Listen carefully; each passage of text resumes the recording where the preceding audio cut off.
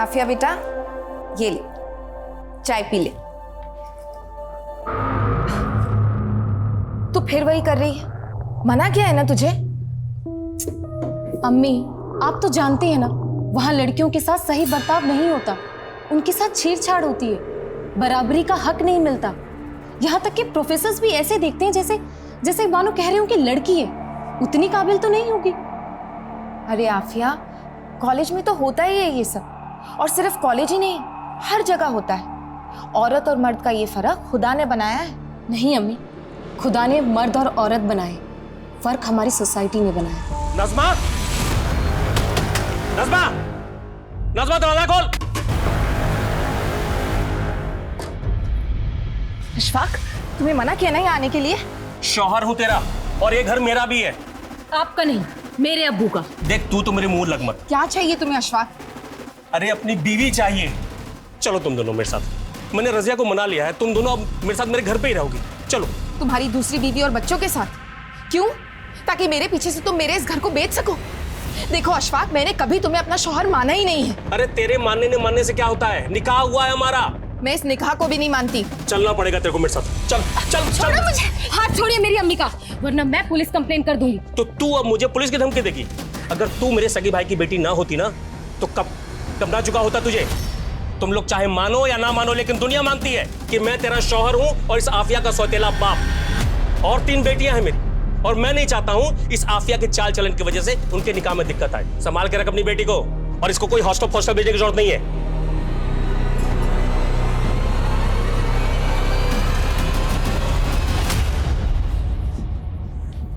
अम्मी, आप क्यों सहती हैं ये सब? तू नहीं समझेगी आफिया, ये दुनिया एक अकेली औरत के लिए कितनी जालिम है। प्लीज अम्मी, आप ये औरत होने की दुहाई मत दो। ये बोलो कि आप कमजोर हो। किस बात का डर है आपको? हाँ, आखिर आप पुलिस कंप्लेन क्यों नहीं करती? शरीफ घर की औरतें पुलिस कोर्ट कचहरी के चक्कर में नहीं पड़ती बेटा। अरे अम्मी, आप समझते क्यों नहीं हो? मुझे वहां हॉस्टल में आपकी फिक्र लगी रहती है। अरे मुझे कुछ नहीं होगा, तू बस अपना ख्याल रख, और थोड़ा हंस दे। अब चल, पैकिंग करनी है ना, चल जल्दी।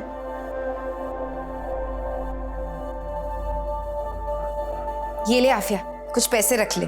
अम्मी, मैं मैनेज कर लूंगी, एंड आई नो यहाँ पर फैक्ट्री में आपको ज्यादा जरूरत पड़ेगी, और वैसे भी मैं वहाँ ट्यूशन पढ़ाती हूँ ना, उसके पैसे आने वाले, टेंशन मत लो। बहुत सयानी हो गई है तू, लेकिन मैं भी तेरी अम्मी हूँ, चुपचाप रख ले। और आफिया, ये देखना जरा, ये डॉक्टर है, बहुत पैसे कमाता है।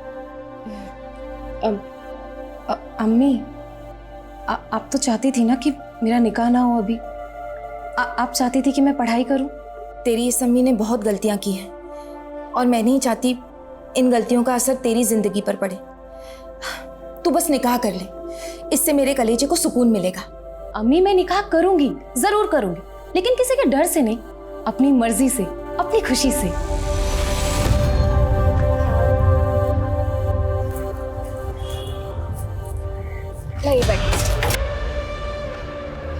अच्छा अम्मी, आप जाइए। मैं रुकती हूँ ना बस आने तक। अरे अम्मी, आपको काम के लिए देरी हो जाएगी, आप जाइए ना, मैं बस लेकर चली जाऊँ। ठीक, ख्याल रखना अपना। खुदा हाफिज। खुदा हाफिज।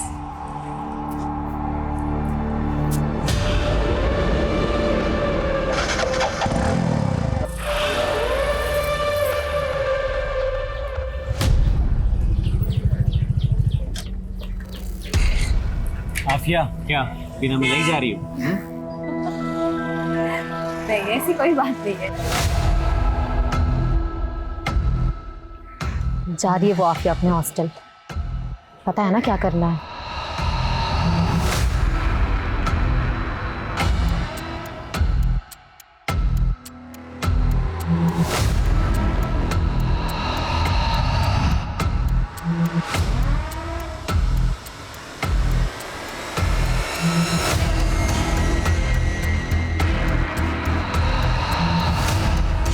ये एक चाय देना।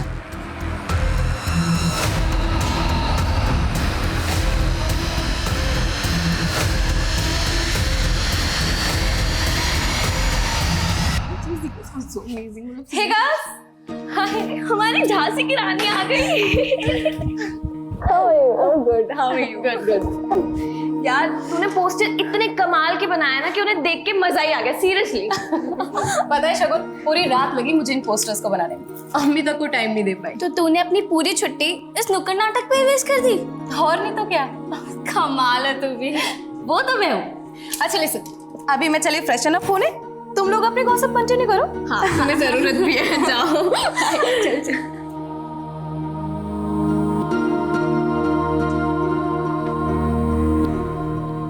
भैया, आज आप सभी की चाय मेरी तरफ से, लेकिन आप लोगों को भी प्रॉमिस करना होगा कि आप लोग हमारा नुक्कड़ नाटक वहां पर देखेंगे। ओके, लीजिए भैया, पैसे काटिए।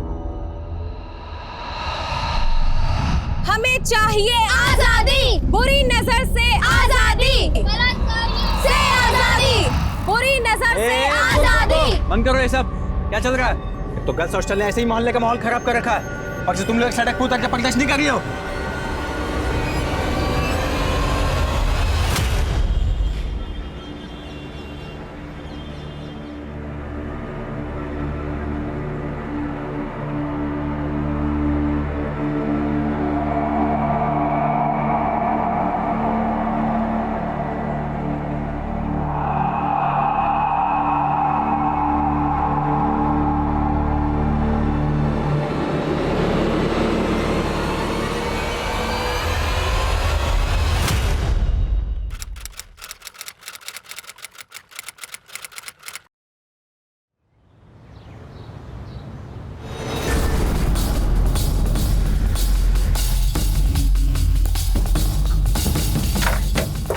जय सर, आप यहाँ आपको इस वक्त ड्यूटी ज्वाइन नहीं करनी चाहिए थी। विनय, ड्यूटी फर्स्ट, काम है तो करना पड़ेगा ना। सर इस तरफ।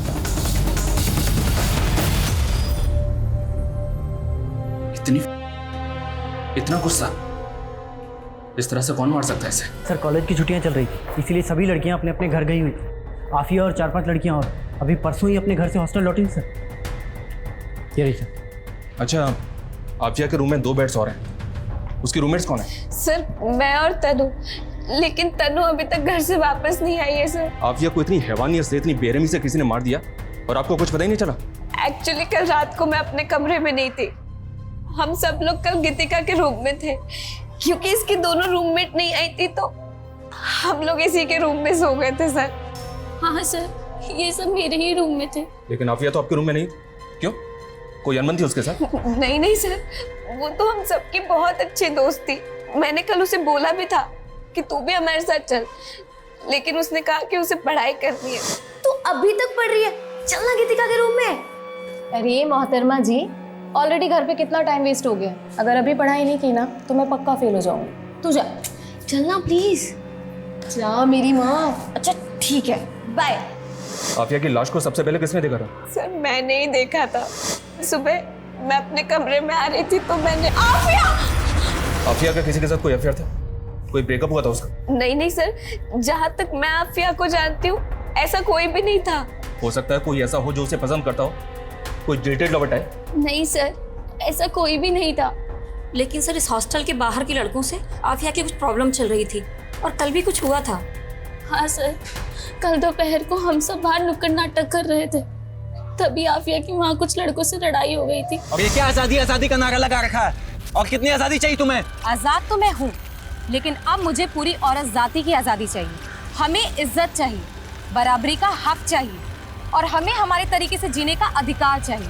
लेकिन ये बहुत बड़ी बात है, तुम जैसे लोगों को समझ में नहीं आई। चलो गर्ल्स। सुना, कहाँ जा रही है? अभी मेरी बात खत्म नहीं हुई है। आइंदा किसी भी लड़की को उसकी मर्जी के बगैर हाथ मत लगाना। मुझे थप्पड़ मारा तूने, तेरी तो भाई छोड़ मुझे, छोड़ूंगा नहीं तुझे, सबके सामने करके रखूंगा, छोड़ूंगा नहीं तुझे मैं। गलती मेरी ही है सर, इन लोगों ने तो कहा था कि पुलिस में कंप्लेंट करते हैं, लेकिन मुझे लगा बाहर के लड़कों से कोई सीरियस प्रॉब्लम हो गई और पुलिस इन्वॉल्व हुई तो लड़कियों पर खतरा बढ़ जाएगा सर। लेकिन सर मैंने ये नहीं सोचा था कि मेरे चुप रहने से ये सब हो जाएगा। आपके हॉस्टल में और कौन कौन मेल है? बस एक गार्ड मेल है और यहाँ तो कुक भी फीमेल है।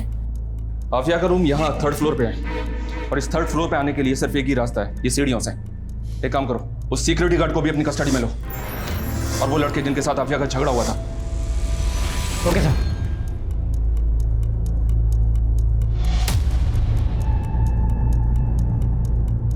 विनय, ये देखो, यहाँ पे खून के धब्बे हैं। हमें ऊपर कॉरिडोर में कहीं भी किलर्स के फुट भी नहीं मिले, ना ही सीढ़ियों पे, लेकिन यहाँ पे एक काम करो, यहाँ के प्रिंट लो और लड़की की बॉडी को पोस्टमार्टम के लिए भेजो। ओके। तुम दोनों का झगड़ा हुआ था ना आफिया के साथ, उस करके घुमाने की धमकी दी थी ना तुमने? सर वो मैंने बस गुस्से में बोल दिया था सर, बस गुस्से में बोल दिया था, वो फालतू की नारेबाजी कर रही थी बहुत। बड़े समाज सुधारक बनते हो ना तुम दोनों, हाँ? विनय, इन दोनों समाज सुधारकों की अच्छी तरह से खाल खींचो। सर हमने गार्ड और उन लड़कों की हैंडराइटिंग को नोट पर लिखी हैंडराइटिंग से मैच किया है। सर मैच नहीं हो रही है और आफिया की पोस्टमार्टम रिपोर्ट भी आ गई है सर। सर पर गहरी चोट लगने की वजह से उसकी मौत हुई। सर तो कंफर्म नहीं हुआ, बॉडी पर कोई डीएनए तो नहीं मिला, लेकिन सर नोचने के निशान है। हमारी पार्टी माइनॉरिटीज के वेलफेयर के लिए काम करती है, यही एजेंडा है हमारा, इसलिए हमारी इस बच्ची को न्याय मिलना ही चाहिए। सर आफिया के केस की चार्जशीट दायर हो चुकी है। वो सब मुझे कुछ नहीं मालूम, कैसे भी हो इस केस को रीओपन करवाइए। मैं तो कहता हूं कि इस केस को आप क्राइम ब्रांच को सौंप दीजिए।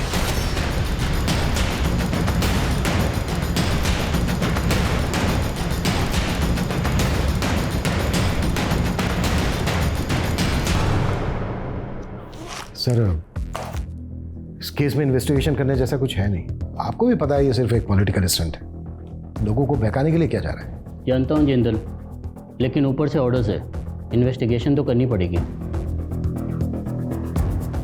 कैंसर सर ये केस ऑलमोस्ट सॉल्व हो गया है, चार्जशीट भी दायर हो चुकी है और आप कह रहे हैं कि इन्वेस्टिगेशन फिर से क्राइम ब्रांच करेगा। एनीवेज, हमने इस केस में संतोष को अरेस्ट किया, ये बात तो आपको पता ही होगी। लेकिन किस बिना पे अरेस्ट किया था? ना तो संतोष की मां मानने को तैयार है, ना आफिया की मां मानने को तैयार है। मीडिया 50 सवाल ऊपर से खड़े कर रहा है कि जो आदमी ठीक से चल फिर नहीं सकता वो गर्ल्स हॉस्टल के 3rd फ्लोर पर बालकनी से कैसे जा सकता है? आशुतोष, कहीं ऐसा तो नहीं है कि तुमसे तुम्हारी टीम से कहीं कोई गलती हुई है? मैंने सुना है कि उस दरमियान तुम किसी ट्रेजेडी से भी गुजर रहे थे। जी हाँ सर, लेकिन मेरी पर्सनल ट्रेजेडी का मेरी इन्वेस्टिगेशन के साथ क्या लेना देना? For me duty is first, I have tried my level best. मैंने ना तो इस केस में कोई कोताही बरती है और ना ही इस केस को रफा दफा करने की कोशिश की है। मेरे खबरों ने मुझे इन्फॉर्मेशन दी थी संतोष के बारे में कि वो एक हिस्ट्री शीटर भी है, और सर आफिया की मौत के बाद भी ये संतोष हॉस्टल के बाहर एक चाय की दुकान पर बैठकर चाय पी रहा था, उसकी मौत की न्यूज़ देख रहा था, और जब पुलिस वहाँ से चली गई तो ये भी वहाँ से चला गया। आफिया को इतनी बुरी तरह से मारा पीटा गया, आफिया की माँ मीडिया में बार बार कह रही है कि उसके साथ हुआ, लेकिन आपकी रिपोर्ट में का कोई जिक्र ही नहीं है। आपकी रिपोर्ट कहती है कि आफिया के साथ रेप हुआ ही नहीं है। सर आफिया की माँ लोगों की कही सुनी बातों में आ रही है। आफिया की बॉडी पर कपड़े नहीं थे, किसी को भी ऐसा लगेगा, लेकिन पोस्टमार्टम रिपोर्ट नहीं आया था। किलर ने आफिया को प्रेशर से मारा था सर, आई एम श्योर। वो चोरी के लिए वहाँ आया होगा, आफिया के साथ झड़प हुई और उसने आफिया की जान ले ली। अगर कोई सिर्फ चोरी के मकसद से वहाँ गया था तो उसने इतनी हैवानियत क्यों दिखाई? Please explain me. संतोष ने खुद कबूल किया कि मर्डर उसी ने किया। ये देखिए, ये उसकी स्टेटमेंट है। आशुतोष, सस्पेक्ट से स्टेटमेंट कैसे ली जाती है कि मैं भी अच्छी तरह से जानता हूं। किसी को इतना मारोगे, कुटोगे तो हाँ बोलेगा ही ना। सर आपको जैसा लग रहा है वैसा बिल्कुल भी नहीं है। आफिया को चोरी के सिलबट्टे से मारा गया था। एक औरत ने संतोष को वो सिलबट्टा चोरी करते हुए देखा भी था। सारे सर्कमस्टेंशियल एविडेंस संतोष की तरफ ही इशारा कर रहे थे सर, बिलीव मी। लेकिन आफिया की बॉडी के पास एक नोट मिला है, उसकी बॉडी पे लिखा हुआ भी मिला है, दिलकश जवानी। ये तो किसी जिल्टेड लवर की ओर इशारा कर रहा है। जी हाँ सर, हमको भी ऐसे ही लग रहा था। हालांकि संतोष का कोई पास नहीं मिला हमें, लेकिन सर हो सकता है एक तरफा प्यार हो। Anyway, thank you so much. जय हिंद सर। जय हिंद। अभिषेक, संतोष को गर्ल्स हॉस्टल लेकर आओ। सर। सर उस घटना के बाद तो पुरानी वार्डन को अपना इस्तीफा देना पड़ा था, और पिछले 2 सालों से मैं ही यही की वार्डन हूँ सर। अच्छा ये बात बताइए।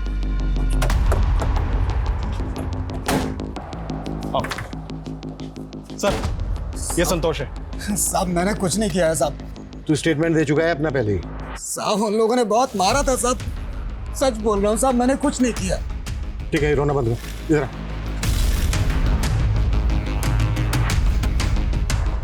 आ जा। चल दीवार पे चढ़ जा। चल चल।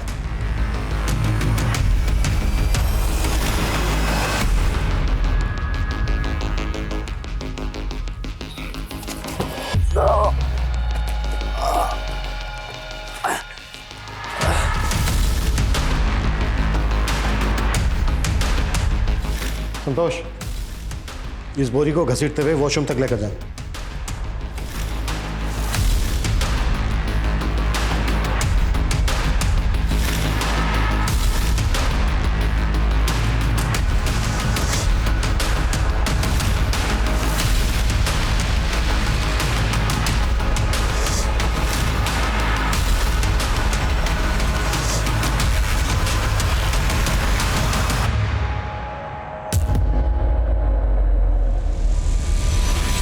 सर, ये संतोष को लेके आपको क्या लगता है? देखते हैं। अच्छा, संतोष के अलावा इस केस में और किस किस पे शक था? सर, एक कार्तिक और सुनील। सर, ये दोनों अक्सर हॉस्टल के बाहर नेतागिरी झाड़ा करते थे और आफिया के साथ इनका झगड़ा भी हुआ था। और ये हॉस्टल का सिक्योरिटी गार्ड। इन सबको बुलाओ। ये कोई रैंडम क्राइम नहीं हो सकता। जिस किसी ने भी ये किया है वो आफिया पे नजर रखता होगा, उसको फॉलो करता होगा, उसने पूरी रेकी की होगी, तभी उसको पता चला होगा कि सारी लड़कियां एक ही कमरे में। इस केस से जितने लोग भी जुड़े सबको बुलाओ। सर 2 साल पुरानी बात के लिए आपने मुझे यहाँ क्यों बुलाया? मेरे हस्बैंड और मेरे इन-लॉज को ये सब बिल्कुल नहीं पसंद। 2 साल पहले तुम्हारी रूममेट की जान गई। हमें पता चला है कि वो तुम्हारी बहुत अच्छी दोस्त भी थी। आई एम श्योर तुम भी यही चाहती होगी कि तुम्हारी दोस्त को इंसाफ मिले। हम बस तुमसे ये जानना चाहते हैं कि उस दिन किस किस वक्त पर क्या क्या हुआ था। मैं आपको एग्जैक्ट टाइम तो नहीं बता सकती, लेकिन उस दिन क्या क्या हुआ मैं वो बता सकती हूँ। एक दिन पहले ही आफिया नागपुर से पुणे आई थी। सर, हम लोग अगले दिन कॉलेज गए। हॉस्टल के बाहर हम लोगों ने नुक्कड़ नाटक किया। वहाँ हमारा 2 लड़कों से झगड़ा हो गया था, जो हम पहले ही बता चुके हैं। सर, हम उसी रात गीतिका के रूम में चले गए थे पार्टी करने के लिए। हमारी आँख लग गई और हम वहीं सो गए।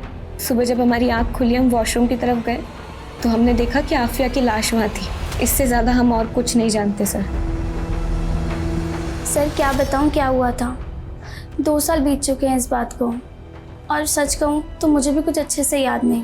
तुम लोगों ने किसी तरह की कोई आवाज़ सुनी थी उस दिन? नहीं सर, एक्चुअली उस दिन हॉस्टल के आसपास कोई फंक्शन था तो बहुत शोर था, इसलिए कुछ सुनाई नहीं दिया। सर, वार्डन किरण शर्मा यहाँ से जॉब छोड़ के दिल्ली शिफ्ट हो चुकी है। मैंने उसे बुला लिया है। और वो दोनों लड़के अंकित और सुनील, उनका क्या हुआ? सर, वो दोनों भी पुणे छोड़कर जा चुके हैं। मैंने उन्हें भी इन्फॉर्म किया है।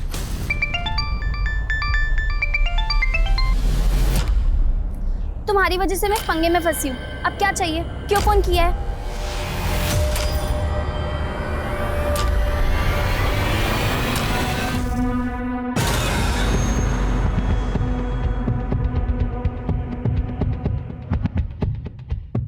अभिषेक, इंस्पेक्टर आशुतोष को बुलाओ। सर। क्राइम स्पॉट या हॉस्टल के कॉरिडोर में कहीं पर भी फुटप्रिंट नहीं मिले। Right sir. लेकिन स्टेयर्स के पास मिले। इतना तो साफ है कि किलर के जूतों पर आफिया का खून लगा हुआ था। उस हिसाब से तो कॉरिडोर में भी मिलने चाहिए थे। जी हाँ सर, हमको भी ऐसे लगा था। फिर हमने सोचा कि शायद किलर ने वहां से निकलने से पहले पहुंच दिए होंगे।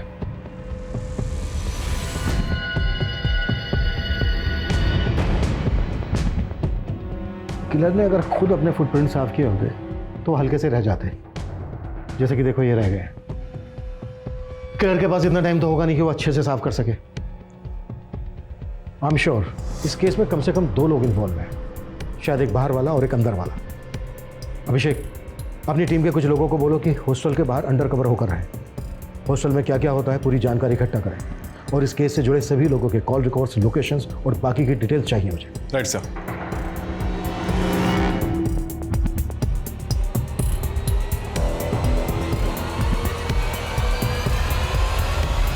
सर, लोगों की बातों से मैं इतना परेशान हो गई थी कि मुझे पुणे छोड़कर दिल्ली शिफ्ट होना पड़ा। और उस दिन जो कुछ भी हुआ था मैं पहले ही सब कुछ बता चुकी हूँ। इसके अलावा मुझे कुछ भी नहीं पता। सर, उस वक्त अक्ल नहीं थी, इसलिए नेता वेता के चक्कर में लगे रहते थे। लेकिन अब बात समझ में आ गई कि जब घर में पैसे और नौकरी की बात होती है, कोई नेता हाथ थामने नहीं आता। सर, पहले ही हमारी बहुत बदनामी हो चुकी है। बीवी बच्चे वाले हैं सर हम। सर, बहुत मुश्किल से हमने फिर से अपनी ज़िंदगी शुरुआत की है।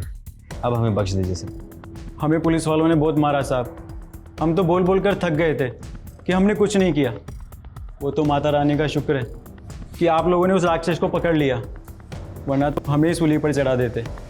गरीब की सुनता ही कौन है। सर, कोई छोटा सा भी ऐसा क्लू नहीं मिल रहा है जिससे हम ये जान पाए कि इसमें किसी और की इन्वॉल्वमेंट है, पर हम कोशिश कर रहे हैं sir. I will keep you update sir. Abhishek sir, call records की क्या अपडेट है? सर, ये उन सबके ही मोबाइल रिकॉर्ड्स हैं। सर बाकी सब तो क्लीन है, एक बस गीतिका के मोबाइल पे नागपुर से कॉल आ रहे थे, वो भी आफिया के घर के पास के पीसीओ से। इससे क्या साबित होता है? हो सकता है उसकी कोई जान पहचान वाला हो सकता है सर, लेकिन गौर करने वाली बात यह है कि गीतिका को 2 साल पहले तक ये कॉल्स आ रहे थे और आफिया के मर्डर के बाद से गीतिका को ये फ़ोन कॉल आना बंद हो गए। और अब जब ये केस दोबारा से रीओपन हुआ है तो गीतिका को उसी पीसीओ से दोबारा फ़ोन आ रहे हैं। बुलाओ गीतिका को। सर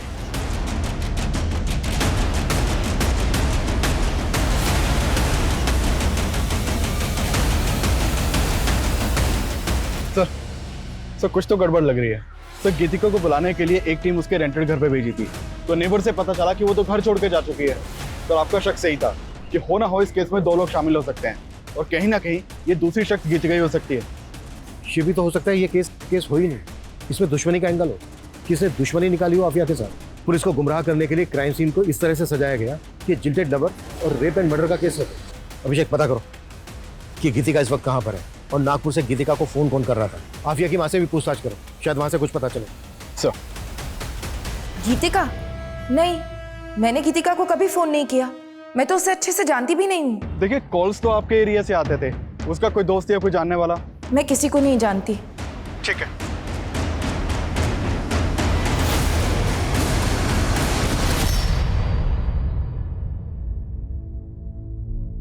जी भाईजान, सबसे ज्यादा नंबर लाई है आपके आफिया। अखबार के दूसरे पन्ने पर उसका फोटो भी छपा है।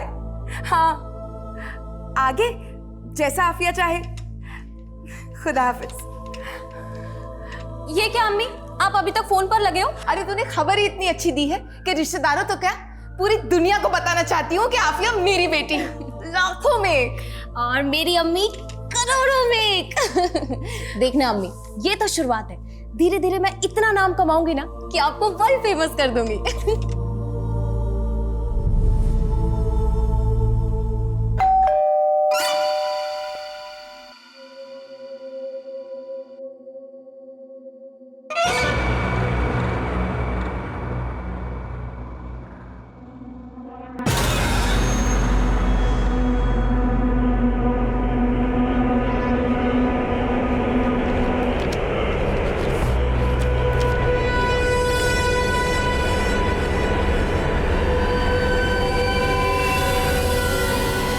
लेटर में लिखा है कि बेटे सिद्धार्थ ने मेरी बच्ची को मारा है।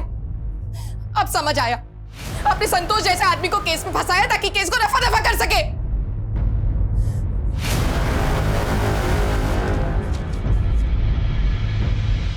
सर मैंने कहा ना आपसे, मैं किसी आफिया को नहीं जानता, बस न्यूज में देखा था 1-2 बार। हमने तुम्हारी 2 साल पहले की मोबाइल डिटेल्स निकलवाई थी। आफिया की फ्रेंड शगुन, जानते हो ना, बहुत बातचीत होती थी, दोनों में टच में थे, मिलना जुलना भी था।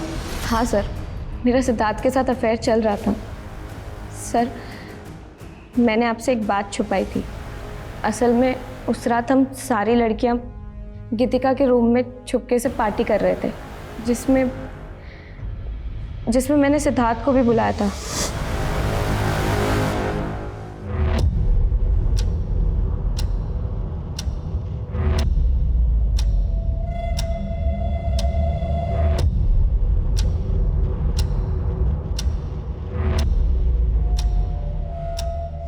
हाँ सर, मैं वहाँ पर गया था, लेकिन 1 घंटे में वापस आ गया।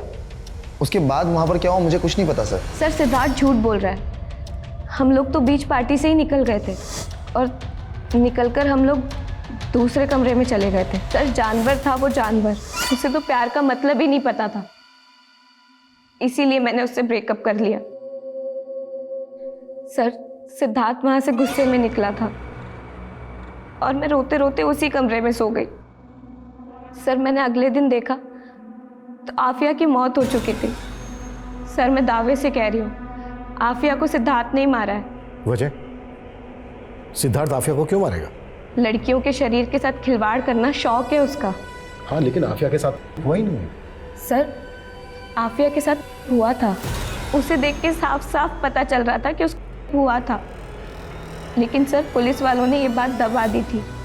उस वक्त सब लोग यही बात कर रहे थे। बहुत प्रेशर बढ़ रहा है जिंदल, जो करना है जल्दी करो। सर अपने खबरियों को बोलो कि वो सिद्धार्थ पे नजर रखे और साथ ही शगुन पे भी। सर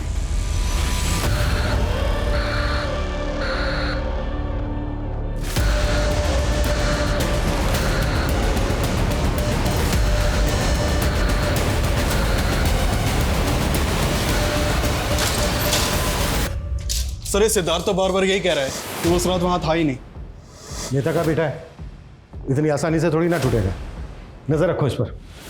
इस केस में बार बार यही बात उठ रही है कि हुआ था, नहीं हुआ था, हुआ था, नहीं हुआ था। एक काम करो, जिस डॉक्टर ने पोस्टमार्टम किया था उससे मिलो।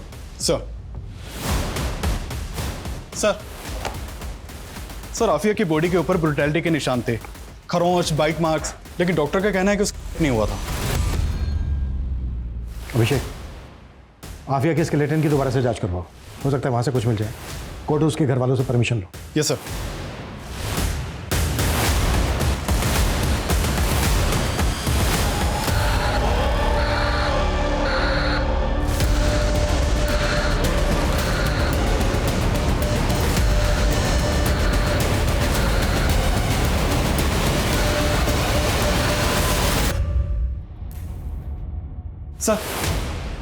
सर आफिया के स्केलेटन की फोरेंसिक रिपोर्ट आ गई है। सर एक और बात पता चली है, आफिया के मर्डर के करीब 8 महीने पहले उसने एक वीडियो पोस्ट किया था जो काफ़ी वायरल हुआ था। ये देखिए सर ये वीडियो आफिया के हॉस्टल का ही है। इसमें वॉशरूम में एक आदमी एक लड़की का वीडियो बना रहा है। सर एक और बात, हॉस्टल का सिक्योरिटी गार्ड जिसने हमसे ये बताया था कि इस कांड के 6 महीने के बाद उसने नौकरी छोड़ दी थी और वो अपने गाँव चला गया था। सर पता चला है कि वो पुणे में ही और बिजनेस कर रहा है।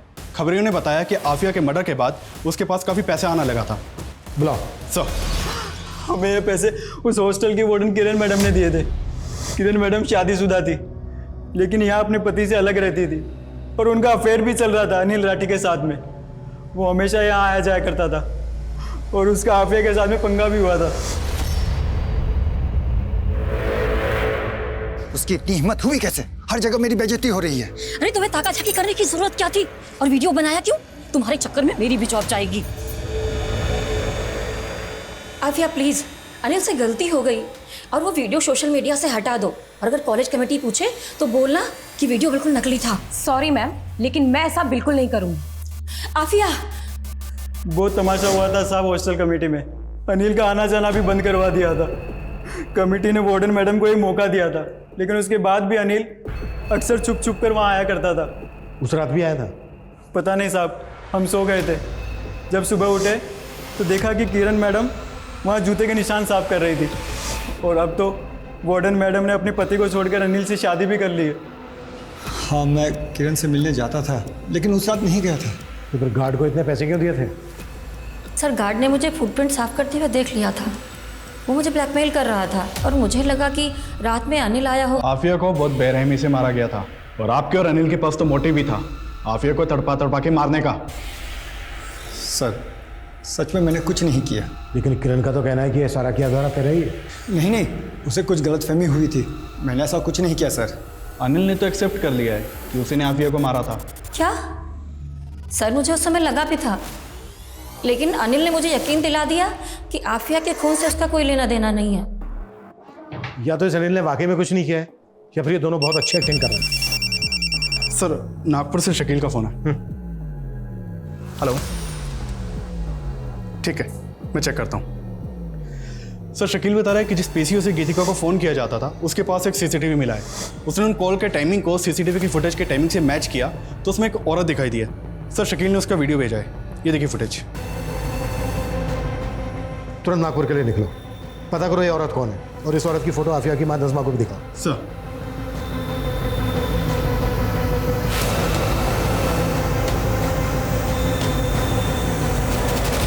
हाँ सर, मैंने फ़ोन किया था गीतिका को और बोला था कि उस आफिया पर नज़र रखे, क्योंकि आफिया का मेरे शौहर के साथ अफेयर चल रहा था।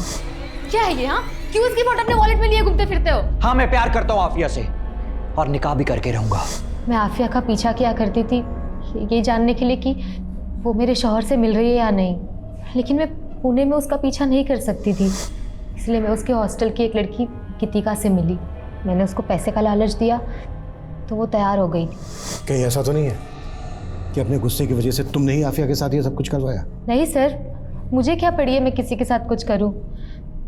ऐसी लड़कियों को ऊपर वाला खुद ही सजा देता है और उसका तो पूरा खानदान ही ऐसा है। मतलब? सर उसके अम्मी को उसके अब्बू ने गुस्से में तलाक दे दिया था, फिर वापस आए बीवी के पास रोते हुए। अपने शौहर से वापस निकाह करने के लिए उसको पहले अपने देवर अशफाक से निकाह करना पड़ा, ताकि अशफाक नज़मा को तलाक दे और नज़मा फिर से अपने शौहर के साथ निकाह कर सके। जी, लेकिन उससे पहले ही उनको हार्ट अटैक आ गया और उनकी मौत हो गई।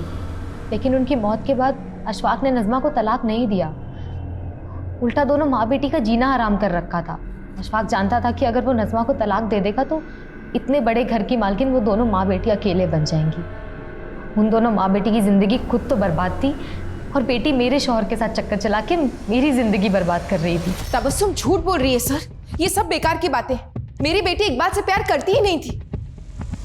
तुझे मेरी कसम, बता क्या कुछ चल रहा है तेरा इकबाल के साथ? अम्मी कम से कम आप तो मेरा यकीन कीजिए, इकबाल भाईजान को मैं सिर्फ अपना भाई मानती हूँ और कुछ भी नहीं। लेकिन ये बात आपने हमसे पहले क्यों नहीं बताई? मैं आपको क्या क्या बताऊं और किस किस के बारे में बताऊं सर? अकेली औरत की तो पूरी दुनिया ही दुश्मन होती है। सर मैं आफिया से बहुत प्यार करता था और वो भी मुझसे प्यार करती थी। आफिया प्यार नहीं करती थी तेरे से। आफिया की मौत में ऐसे ही किसी इंसान का हाथ है जो एक तरफा प्यार करता था उससे। नहीं सर, ये आप क्या कह रहे हैं? मैंने आफिया के साथ ऐसा कुछ भी नहीं किया है। साहब मैं मानता हूँ कि साहब मैं आफिया को पसंद नहीं करता था साहब, लेकिन साहब मैं इतना बड़ा भी जानवर नहीं हूँ कि अपनी सगे भाई की बेटी के साथ ऐसी घिनौनी हरकत करूँ साहब। और मैम ये आपका ऑर्डर। Thank you. मैम आपके लिए कुछ और भी है। जी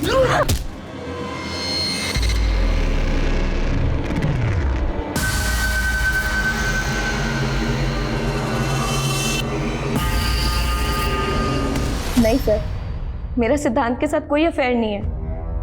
वो मेरे ऊपर प्रेशर डाल रहा है कि मैं शादी के बाद भी उसके साथ फिजिकल रिलेशन बनाऊं। सर वो आज भी मुझे बहुत मारता है। तो तुम उसकी बात मानती क्यों? क्योंकि सर अगर मैंने ऐसा नहीं किया तो वो मेरे पति को जान से मार देगा। इसलिए तुमने सिद्धार्थ को फंसाना चाहा झूठ बोलकर, और नज़मा को भी वो लेटर तुमने ही लिखा था ना? हाँ सर, लेकिन सर मैं सिद्धांत को फंसा नहीं रही हूँ।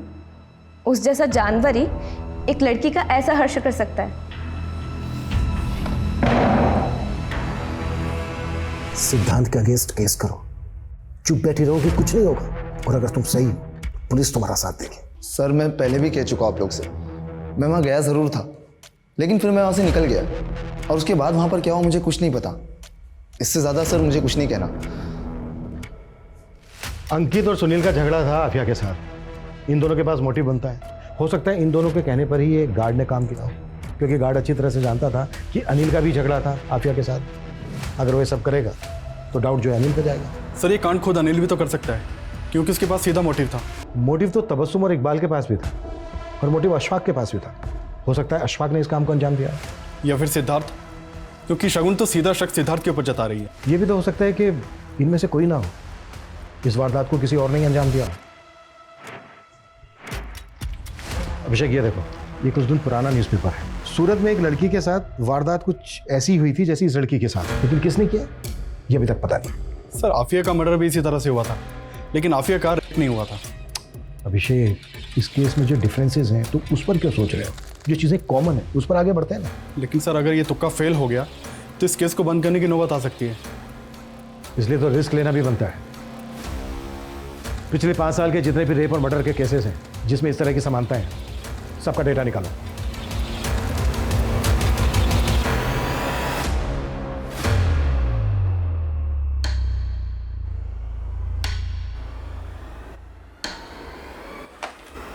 सर हमारे केस से सिमिलर 5 केसेस मिले हैं, भोपाल, गया, सूरत, धर्मशाला और औरंगाबाद में। सर सारे विक्टिम्स को तड़पा कर मारा गया था। इन 5 केसेस में सर 3 विक्टिम्स को मारने के बाद उनके साथ रेप किया गया था। डीएनए के ट्रेसेस तो मिले, लेकिन पुलिस किलर को नहीं पकड़ पाई। इन विक्टिम्स की बॉडी पे जो डीएनए मिला है मैच करो, देखो किलर सेम है क्या।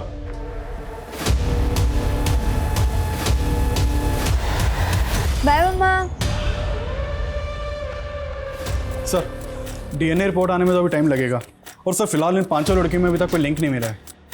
अभिषेक लिंक है, याद है हॉस्टल की वो लड़की, क्या नाम था उसका? गीतिका।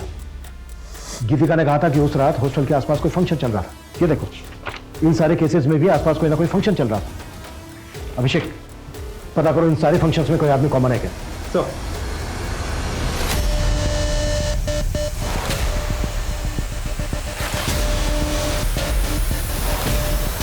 जो डिटेल्स निकालने के लिए बोली थी अब तक मिली क्यों नहीं है मुझे? सर आपका शक सही निकला। एक आदमी का पता चला है जो हर लोकेशन पे मौजूद था। ये सर ये अलग अलग शहरों में अलग अलग कैटरिंग के लिए काम करता है। मैंने मोबाइल ऑपरेटर से इसकी डिटेल निकलवाई तो पता चला कि ये मुंबई में है। अभी तुरंत मुंबई पुलिस से कांटेक्ट करो, इस आदमी को ट्रेस करो। इससे पहले कि किसी और लड़की को अपना शिकार बनाए हमें इसे रोकना होगा। Quick fast. सर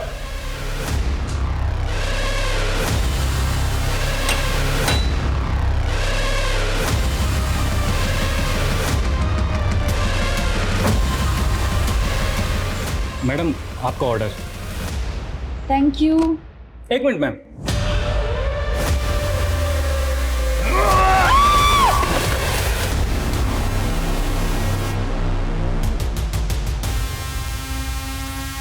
रघु चल।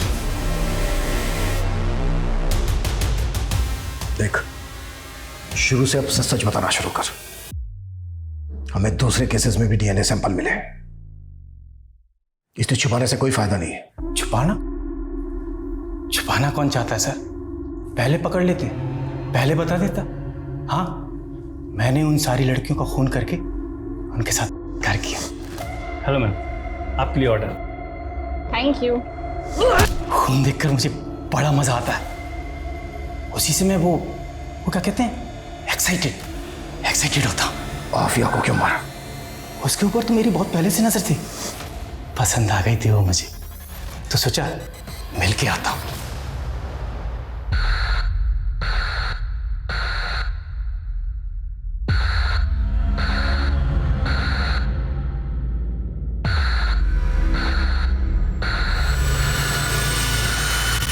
तो कुछ लड़कियों की डेड बॉडी के साथ करता था, कुछ लड़कियों की डेड बॉडी के साथ नहीं करता था। वो एक मेरी कमजोरी है। कभी कभी खून देख के भी गरम नहीं होता मैं। लेकिन वो लड़की मुझे चाहिए थी, इसलिए उससे वादा करके आया, फिर मिलेंगे अगले जन्म। ये तेरा आखिरी जन्म है। इस वक्त रघु न्याय की हिरासत में है। पुलिस जल्द ही उसके खिलाफ कोर्ट में चार्जशीट फाइल करेगी। रघु ने अपने स्टेटमेंट में यह कबूल किया कि पिछले 3 सालों में उसने कई लड़कियों को मॉलेस्ट किया था, उनके साथ जबरदस्ती की थी, लेकिन कभी किसी लड़की ने रघु के खिलाफ शिकायत दर्ज कराने की हिम्मत नहीं की और शायद इसी वजह से रघु की हिम्मत और बढ़ी। रघु का कोई क्रिमिनल रिकॉर्ड ना होना भी एक अहम वजह था कि इतने सालों में रघु कभी पुलिस की रडार में नहीं आया। औरतों के लिए सुरक्षित समाज बनाने के लिए जरूरत है इस सितम के खिलाफ आवाज उठाने की। जब तक हम चुप रहेंगे, सितम का ये सिलसिला यूं ही चलता रहेगा। ये चीखें खामोश नहीं होंगी। अब मैं सोनाली कुलकर्णी आपसे विदा लेती हूँ। फिर मिलेंगे क्राइम पेट्रोल सतर्क जस्टिस रीलोडेड के एक नए केस के साथ।